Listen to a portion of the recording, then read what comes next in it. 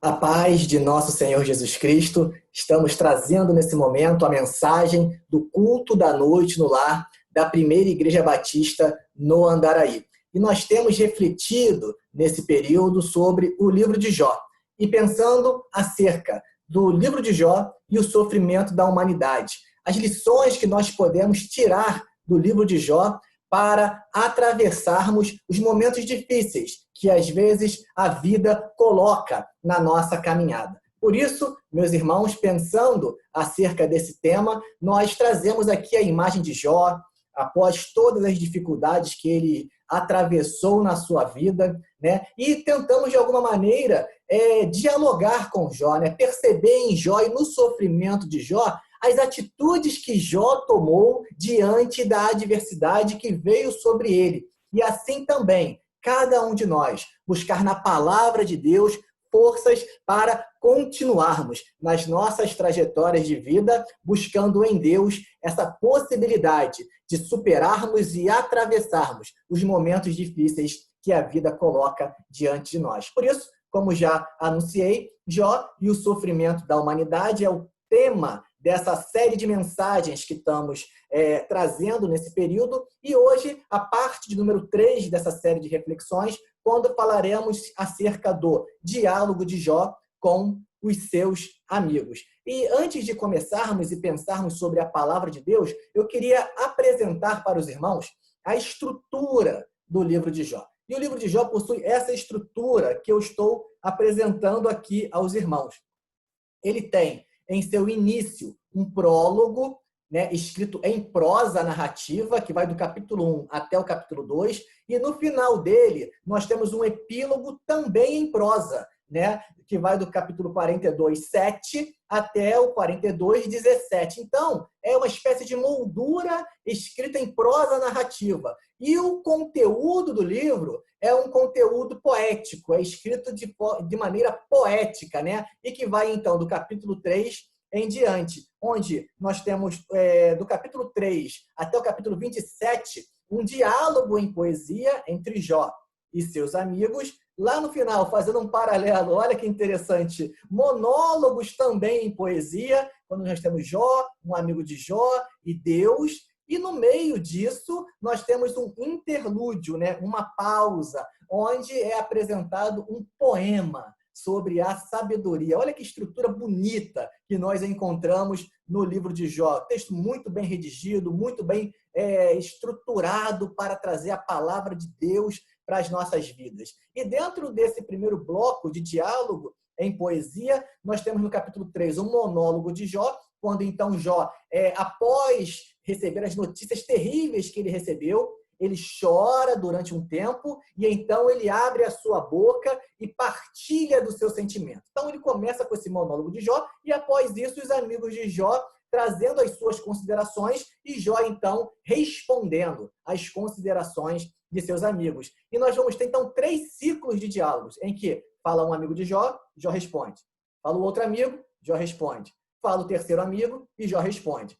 Aí volta para o ciclo novamente. Segundo ciclo agora iniciando. Fala um amigo, Jó responde. Fala outro amigo, Jó responde. Para o terceiro amigo e Jó responde. E vamos então para o terceiro ciclo de diálogo. Olha que estrutura bonita. Aí o amigo fala, Jó responde. O segundo amigo fala, Jó responde. E o terceiro amigo fala e Jó responde. Essa é a estrutura em que esses diálogos em poesia estão apresentados no livro de Jó.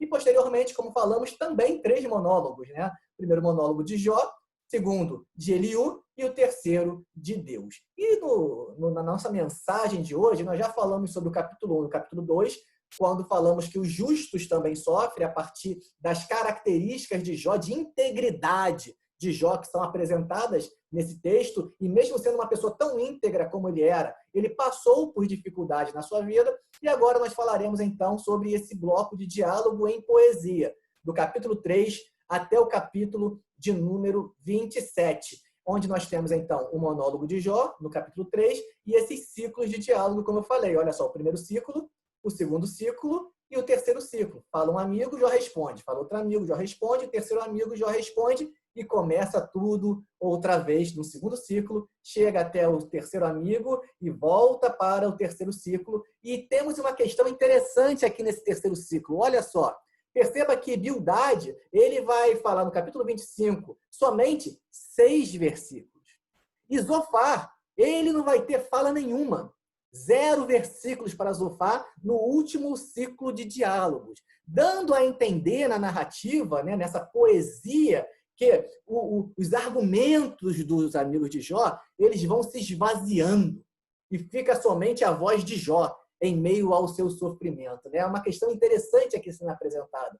Os argumentos dos amigos dele vão diminuindo até que em Zofar já não há mais nada a falar, a não ser Jó no capítulo 27, encerrando esse ciclo de diálogos em poesia. E como nós já falamos aqui, os amigos de Jó, eles trazem o discurso da teologia da retribuição do antigo Israel, que entendia que se alguém estivesse passando por alguma situação difícil na sua vida, necessariamente era porque essa pessoa estava em pecado. E é isso que os amigos de Jó vão falar para Jó. Quer dizer, Jó já estava sofrendo, perdeu família, perdeu bens, perdeu saúde, perdeu suas terras, perdeu tudo, e os amigos de Jó que vêm para consolá-lo, ao invés de consolá-lo, coloca mais culpa ainda em Jó, olha, tentam derrubar mais ainda Jó. Tu está em pecado, é Deus que está te castigando. Olha só a fala dos amigos de Jó. E Jó não aceita essa fala e rebate a essa fala. Né? Então, é isso que vai ser apresentado nessa série de ciclos de diálogo em poesia entre os amigos de Jó e Jó, até que no final esgotam-se os argumentos dos amigos de Jó, em Zofar, que não tem mais fala nenhuma, e fica somente a fala de Jó. A fala de uma pessoa como eu e você, que passa por lutas na vida, e lutas que às vezes não tem nada a ver com as consequências de atitudes que tomamos. Sabemos sim que quando agimos de forma positiva, esperamos, né, que coisas positivas venham sobre nós. Isso aí é tranquilo de entender. Assim como, quando agimos de forma negativa, espera-se que soframos as consequências dessas ações negativas que tivemos. Tranquilo. O problema é que nem sempre é assim. Nem sempre é assim. Então, a teologia da retribuição, ela rui aqui. E Jó, então, traz esse grito de pessoas, assim como eu e você, que passam por lutas, sim, na sua vida. Como o próprio Senhor Jesus já havia nos alertado. No mundo tereis aflições, mas tem de bom ânimo, porque Cristo venceu o mundo e Ele está conosco. E assim temos a possibilidade também de vencer. Não por nossas forças, mas porque Cristo está conosco. Assim, meus irmãos, nós vamos ler então hoje a palavra de Deus em Jó, do capítulo 3 ao 27. É claro que eu não vou ler todos os capítulos aqui com os irmãos, né? Eu vou pegar alguns versículos aqui, mas a nossa mensagem tem por base esse conjunto de textos que vai do capítulo de número 3 até o capítulo de número 27, que nós chamamos aqui de diálogos em poesia entre Jó e seus amigos. Por isso que o tema da nossa mensagem fala sobre o diálogo de Jó com os seus amigos. E aí, o primeiro versículo que eu gostaria de citar para os irmãos está no capítulo 3, logo no primeiro capítulo que abre esse conjunto de versículos, de capítulos, capítulo 3, versículos número 1, que diz o seguinte: depois disto, abriu Jó a sua boca. Vamos lembrar, no capítulo 2, o texto encerra com Jó em silêncio, Jó chorando, Jó pranteando por ter tantas coisas ruins ocorrido em sua vida. E os amigos de Jó se aproximando de Jó. E ao se aproximarem de Jó, preste atenção, os amigos de Jó se colocam numa postura de consolar a Jó. E nessa postura de trazer consolo a Jó, eles simplesmente choram o choro de Jó. O texto do capítulo 2 encerra dizendo que os amigos de Jó não falaram nenhuma palavra durante um longo período de tempo. Apenas se colocaram com a presença naquele momento de dor junto com Jó. E no capítulo 3, então, Jó quebra o seu silêncio e partilha a sua dor. e partilha aquilo que ele está sentindo. E a partir dessa mensagem, a partir desse verso que acabamos de ler, eu queria propor o nosso primeiro ponto de reflexão dessa noite, já que o diálogo de Jó com os seus amigos nos ensina o seguinte, que precisamos compartilhar as situações que atravessamos. Não adianta guardar sozinho. Precisamos verbalizar. Precisamos colocar para fora. Precisamos de um ouvido que escute as nossas demandas.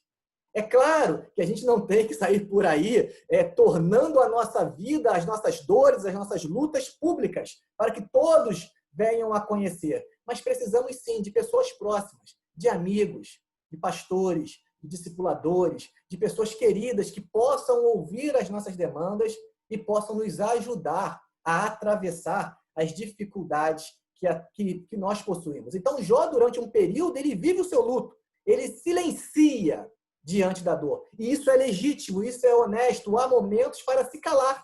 E Jó vivencia esse momento em silêncio. Porém, há momentos em que precisamos verbalizar, precisamos colocar para fora, precisamos dar nomes àquilo que estamos sentindo. E isso se faz necessário. Às vezes as pessoas chegam e dizem, não, mas ele sabe o que eu estou sentindo. Não, se você não verbalizar, se você não falar, as pessoas não vão saber aquilo que está dentro de você. Pode até sentir a sua dor e se colocarem junto com você no momento de dificuldade, porém, não saberão exatamente aquilo que está em seu interior. Por isso, a gente precisa verbalizar, a gente precisa compartilhar aquilo que estamos sentindo nos momentos que estivermos atravessando. E é o que diz o texto que acabamos de ler. Depois disto, abriu Jó a sua boca. Ele teve um momento de silêncio e, após isso, ele abre a sua boca e coloca diante dos seus amigos que vieram ali para ajudá-lo a sua dor, a sua luta, a sua dificuldade. Segundo verso que eu gostaria de trazer para a gente pensar nessa noite, ele diz o seguinte, reflita agora, qual foi o inocente que chegou a perecer? É uma pergunta de um amigo de Jó. Está dizendo o seguinte, olha, quem é inocente não morre.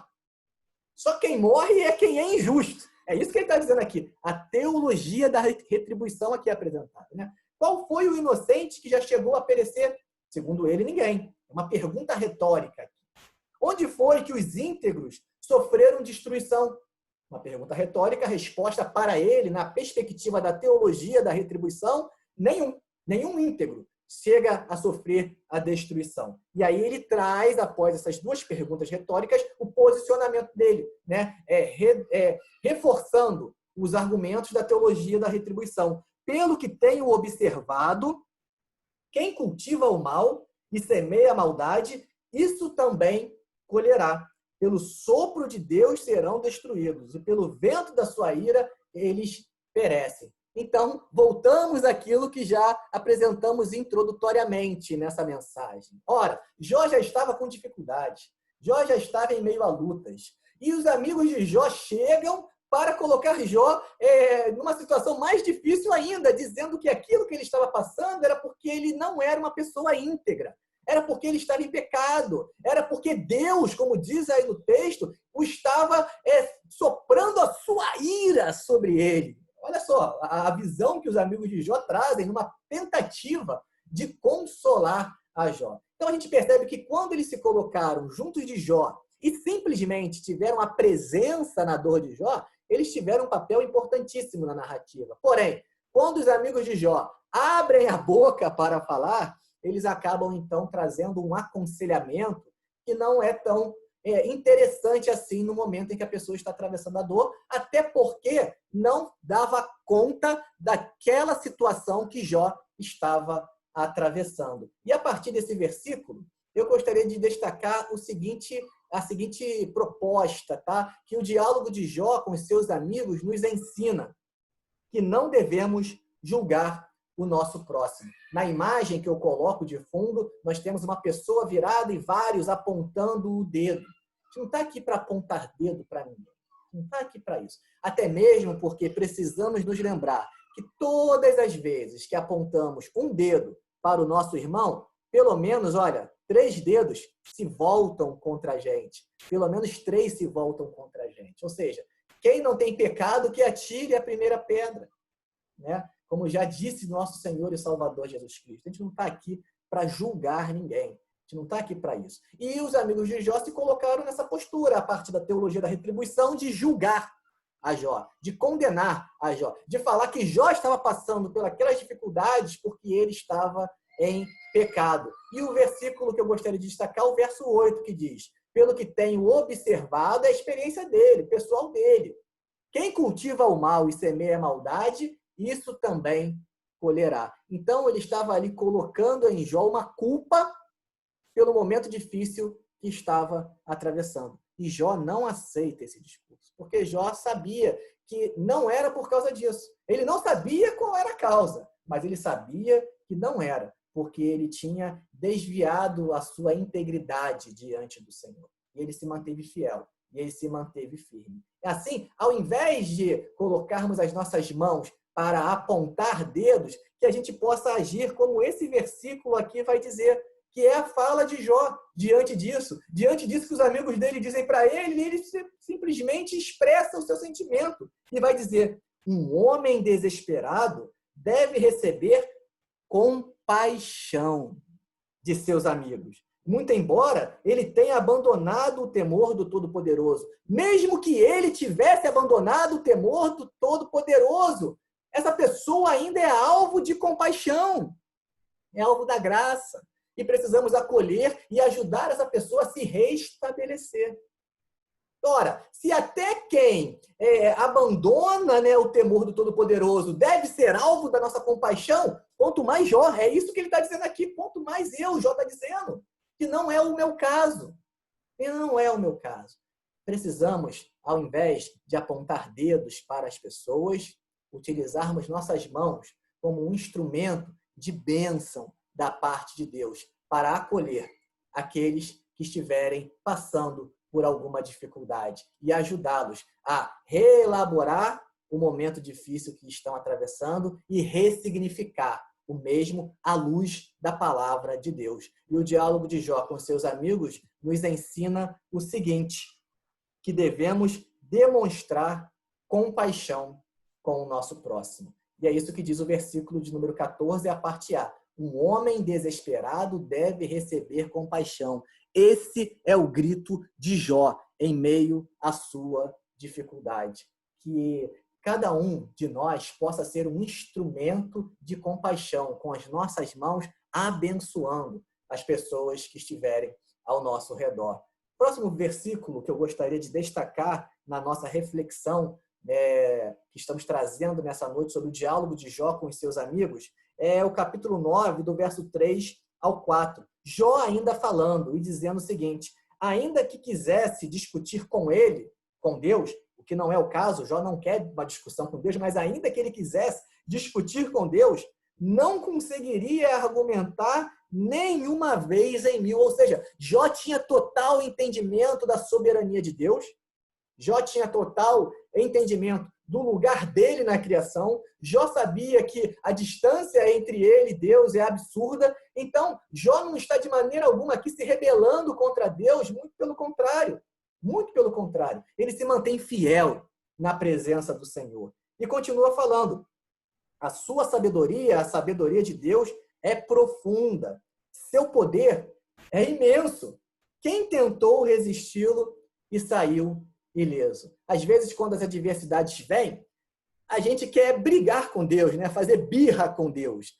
E acabamos, ao agir assim, além de não resolvermos a nossa situação, porque não resolve em nada a nossa situação brigarmos com Deus, ainda acaba que sofremos mais ainda por conta do nosso afastamento de Deus. Ou seja, além de estarmos passando pela dificuldade, acabamos passando pela mesma sozinhos, sem a presença reconfortante, consoladora, animadora, esperançosa e salvadora que Deus traz para cada um de nós.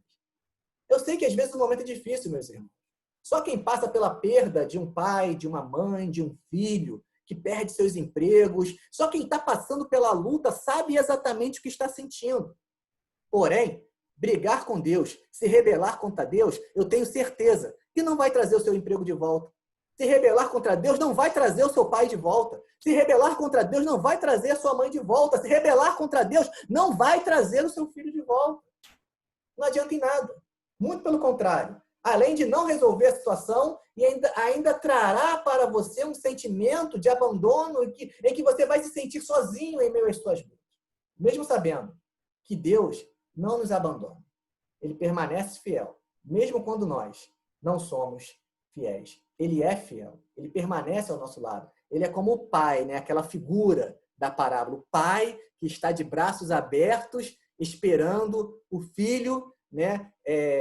O filho pródigo retornar para casa. E quando volta, o abraça, o acolhe e dá um banquete para ele. Esse é o Deus em que nós cremos. Então não adianta você se rebelar contra ele. Não resolverá a sua situação. Não adianta fazer birra.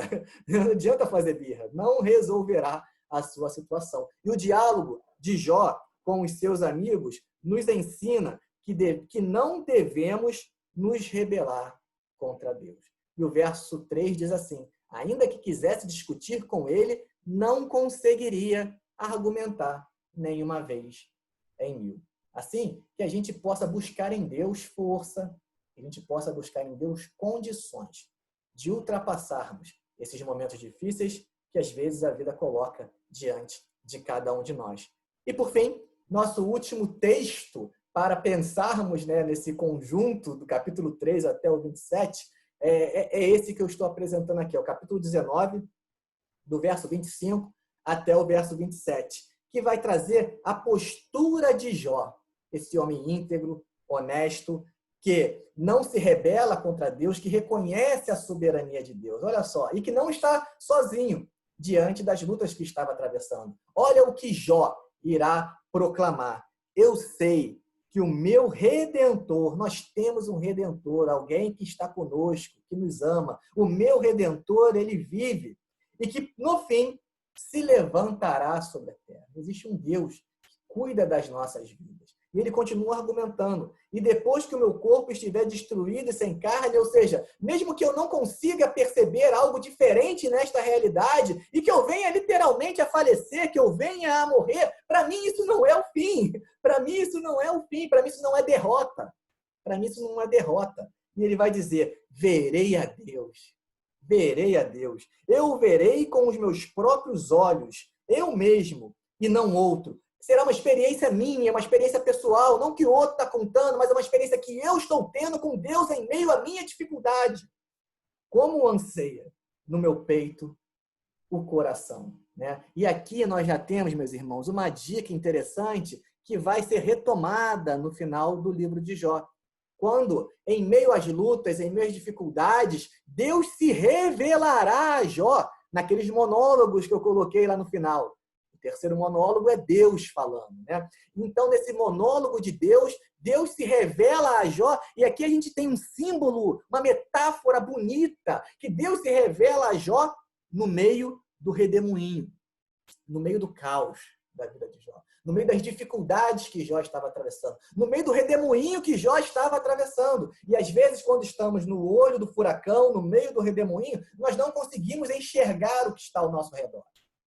Porém, quando o redemoinho passa, e ele passa, porém, quando passa as dificuldades e a gente olha, a gente consegue perceber de uma forma diferente e perceber como Deus esteve nos ajudando em meio às nossas dificuldades. E é interessante, então, que quando Deus se revela a Jó no meio do redemoinho, Jó, então, vai trazer uma fala que é a seguinte: eu te conhecia de ouvir falar.